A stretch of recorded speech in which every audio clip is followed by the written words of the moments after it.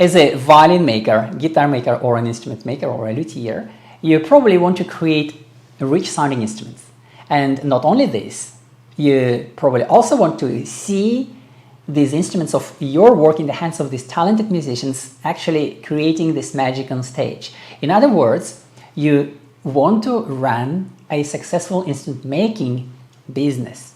Now, the question is, what is the one thing vast majority of businesses are really, really good at?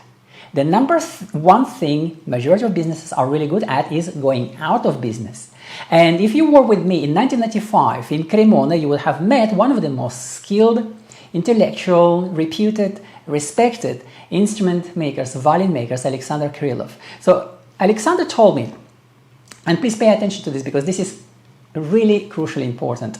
He said, Dimitri, even if you create amazing instruments and you do not know how to run a business of instrument making, you will go out of business.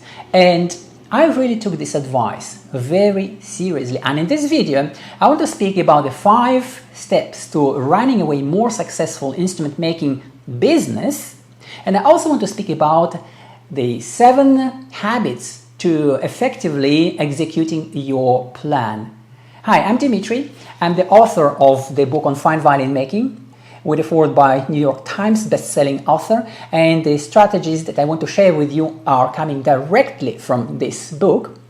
And I also want to give you an advice from another intellectual, Stephen Covey, about the 7 habits of highly effective people, powerful lessons to personal change. So let's begin with the knowledge contained in this book. Let's begin with your 5-step plan to running a successful instrument making business.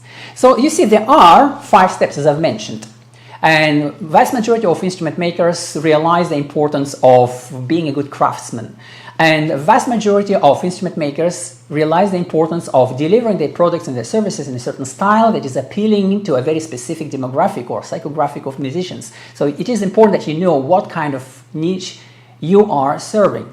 So it is a little bit like a table. So what you see on the table is the style. What you put on the table and in what style you present your work is the tabletop. Your craftsmanship is one of the legs of that table. And the problem is that many instrument makers are trying to have this family dinner, as it were, on the table with just one leg. And that leg is the craftsmanship, without having the 3 other legs, which is pricing, which is sales, and which is marketing. And listen, although it may look funny in the beginning, it usually doesn't last. The fun doesn't last. So it is better to have a family dinner, I hope that makes sense, at a table that has all 4 legs. So remember, the 5 parts of that table of running your instrument making business successfully is the sound, of course, it is the style, the craftsmanship, of course, it is the pricing, it is sales, and it is marketing. Now, you might argue, Dimitri, if that was so simple, then absolutely every instrument maker would be hyper successful. But how do I execute this plan? Life throws so many things at me. I'm so busy and all this bad news, I just have struggled to organize my time or focus on my work.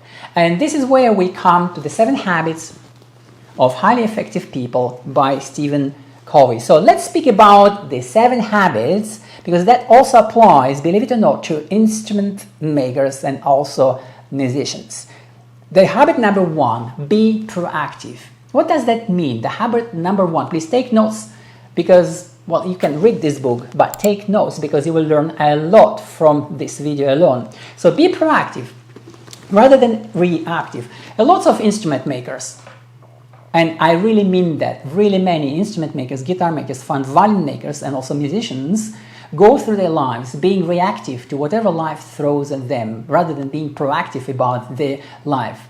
And how do you approach this habit number 1 practically? You approach this by focusing on the zone of your control rather than putting all your time and focus on the things that you probably cannot control. Let me give you a few examples of what are the things that you probably cannot control. Probably you can control weather. Probably you can control economy. Probably you can control this bunch of politicians. So the question is, what can you control? Well, you can control what you are doing on a daily basis in your instrument making workshop. You can control the level of your craftsmanship. You can control your mood, your thoughts, your feelings, and the actions you are taking as a result. You can control your pricing, you can control your marketing, you can control your sales, you can learn more skills that would propel you towards your goals. And this is where we come to the habit number 2. So the habit number 2 is beginning with the end in mind. You see, the problem with a lot of not very successful people is that they are very busy and they work, and sometimes they work for decades. But because they do not have direction, usually they don't get anywhere, regardless how many years and how hard they worked. So it is very important that you begin with the end in mind. What kind of career, what kind of instrument making business you want to build, what your success looks like in a year from now, in 10 years from now, or 5 years from now, in a certain specific period of time. Now, when you begin with the end in mind, then you will definitely know if the things that you are very busy with, and you feel all these things are super important, super urgent, you have to do this, you will know if these things are actually leading you to this end goal. And I hope you find some value in this knowledge. By the way, if you find value in this knowledge, then subscribe to my channel and click the bell button so that you do not miss my future content. And this is where we come to the habit number 3. And this is about organizing your time. You see, you are probably very busy like vast majority of people today, and probably you have lots of things to do. So the effective people, to which Stephen Covey refers in his famous book that sold 15 million copies, the effective people focus on the important and urgent things first. These are the things that they do first. And then they go to the second category of things, which are important things to do, but they are not urgent, so you can postpone them. And finally, there is the third category of things, which the highly effective people don't even do at all, and that liberates you enormous amount of time. So what are these things? These things that are neither important nor urgent. Let me give you a few examples of unimportant and not urgent things. Checking your social constantly, checking your email constantly, reading news, checking stats. These are the kind of things that are absolutely not important and they are not urgent. So consider the benefits, the potential benefits of your stopping doing these things altogether and instead prioritizing your day so that you spend your time and your energy on what is truly important and urgent, and then you do what is important but not urgent, and then you enjoy the rest of your time and enjoy your life way more. I hope you found some meaning in this idea. And this is where we come to the habit number 4, and that's about collaborating with other people. And by this I mean by creating win-win situations, and better still, win-win-win situations. This is where you win, your partners win, and the universe wins. So it is for the greater good. And you see, the problem with not very happy and not very successful people is that they are living in fear that if you succeed, it is at their expense. Whereas the successful people never feel that way because they live in that totally different mindset, and they have this abundance philosophy about life rather than scarcity. So when they believe the opposite, they believe that more people they help to get what these people want, the more they can have in exchange. And this is about creating win-win-win situations. Now we are coming to the habit number 5, the powerful habit of highly effective people, number 5. And this is about trying to understand other people first rather than seeking to be understood first. So again, this is what not very fulfilled and not very happy and truly sad people are trying to do. They want to be understood and they feel unappreciated, they feel misunderstood, but they are not really trying to understand first the other people or even the market they are trying to serve. So the question is, as an instrument maker, violin maker, guitar maker, keyboard maker, stringed instrument maker, have you really spent enough time to truly, deeply understand the target audience that you are trying to serve? Do you even know who are these people specifically? And listen, telling generically, yes, I'm serving musicians is not specific enough, because if you look at symphonic orchestra, there is a huge crowd of people. There are all these people who just came into the orchestra, and there are all these people who are nearly retired, and they will have completely different wants and wishes and desires, and it is crucially important to understand this, and I hope it makes sense.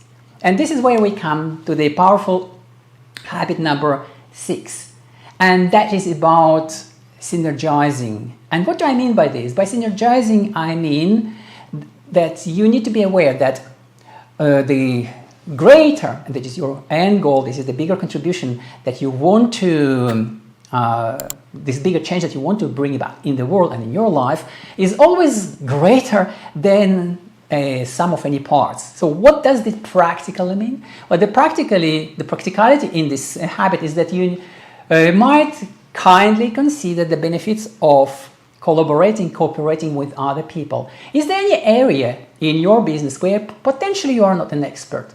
Maybe you are not professional marketer, maybe you are not professional business owner, maybe you are not professional in sales or sales psychology. Maybe you have never attended any courses on presentation. So consider the potential benefits of actually hiring these people with skills and knowledge that you do not have, because it is impossible to have all the skills and knowledge, and then see the benefits, the contribution of this collaboration, the synergizing with other people towards your final goal. Are you with me? Do you see the value in this powerful idea?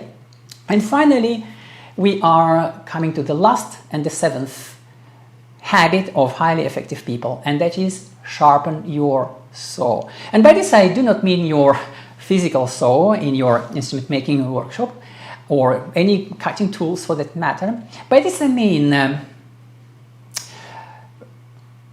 upgrading your skills rather than downgrading your dreams. Now, the problem with this is that the vast majority of people will downgrade their dreams rather than upgrade their skills. So what the highly effective people do, instead of downgrading their end goal, their dreams, they upgrade their skills. And not only these skills, I mean, what skills I mean? Of course, it can be craftsmanship. Of course, it is important. But not only this, it is sharpening your soul in the sphere of relationships, of health, of your business skills, your presentation skills, your reading books, attending master classes, working with mentors, learning from the mistakes of other people. Because the truth is, life, I truly believe this to be true, and I hope you agree with this, life is simply not long enough to make all the mistakes by yourself. So it makes more sense to learn from the mistakes of others, so you do not have to waste decades, and instead learn from the mistakes of others and shorten your path towards your end goal by years, potentially decades, rather than keep struggling, and which is what the ineffective people will keep doing for the rest of your life. So what is your choice? Of course, I have shared all this knowledge from the depth of my heart. I'm spending this time with you, hoping that you will find some value in this knowledge, and hopefully you will take this advice seriously, just like I took advice of these other wise men very seriously, Krylov and Stephen Covey. So I hope you take this advice seriously, but of course it is completely up to you to take this advice seriously and apply it in your life, or ignore it and change absolutely nothing in your life. And the question is, what will be the end result? If you keep doing the same thing for year in, year out, chances are you are going to be getting exactly the same results, and there will be no change. And I hope you find this fair. Thank you for watching this video. I hope you found some value in this knowledge. If you did enjoy this video, please subscribe to my channel, even share what you have learned from this video beneath in the comments. If you have any questions, simply comment below or reach out to me via my website, Badiarov Violins.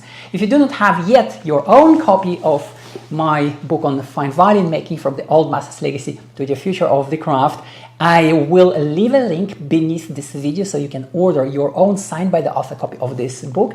And along with the book, you are also getting readers only bonuses worth over 1,500 euros completely for free. So that's what I wanted to share with you. I wish you massive, massive success. And remember, there are 5 parts to running a successful instrument making business, and there are 7 habits of highly effective people, and that also applies to music professionals.